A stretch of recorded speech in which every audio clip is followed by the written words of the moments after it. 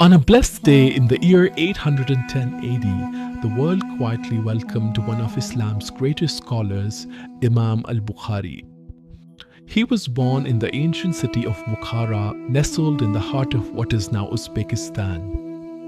He wrote many books in different sciences of Islam: tafsir, hadith, fiqh, and tarikh. However, he is most famously known for Jami' al-Sahih or Sahih al-Bukhari. At just 6 years old, he had memorized the entire Quran. He was not an ordinary child. Young Bukhari's heart was drawn towards the sacred, the Hadith, the words and actions of the Prophet ﷺ. Life was not all easy for him, even with a mountain memory. At just 12 years old, he lost his sight and was suddenly surrounded by darkness. His devoted mother, unwavering in faith, turned to every healer possible, but none could bring back his sight. She was the first and most devoted teacher who would sit beside him, reciting hadith after hadith so he could memorize them all. With a heart full of taqwa and tawakkul, she turned to Allah night after night. As the world slept, she cried and prayed, unshaken in her dua. Then one night, she dreamt of Prophet Ibrahim alayhi salam. This was a sign from Allah. Not long after, by the mercy of Allah, her son's vision was miraculously restored. This was a miracle, a mercy, and a beginning of something great. At 18, Al-Bukhari traveled to Mecca for Hajj with his mother and brother. He stayed behind, eager to study and learn from the leading scholars there. His search for knowledge took him across Syria, Basra, Egypt, Yemen, and Baghdad. By this point, he had become a true master of hadith, and word of his greatness spread far and wide.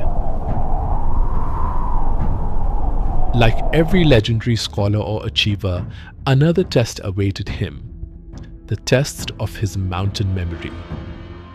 As he traveled, news spread quickly. Anticipation surged in the town. Crowds gathered to see the great Bukhari. But not everyone came to meet him. Some came to test him. 10 senior scholars in Baghdad set out to test Imam al-Bukhari's knowledge publicly at the city's grand masjid. To challenge him, they kept the text of 100 hadith accurate, but deliberately altered 1 or 2 names in the chain of narration. Then one by one, they recited all 100 hadiths. And to each he would simply reply, "No, I do not know this narration." They all wondered, is this really the scholar we have heard so much about? But the scholars knew Al-Bukhari would never claim knowledge he didn't have. His honesty was as flawless as his memory. He looked up and calmly said to the first scholar, "Now let me correct it for you." And so he did.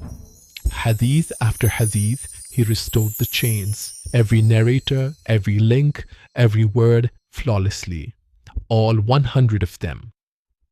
The entire gathering sat stunned in silence. They had just witnessed a miracle of mind and a heart filled with divine light. Now pause and ask yourself, what could I become if I truly used my time?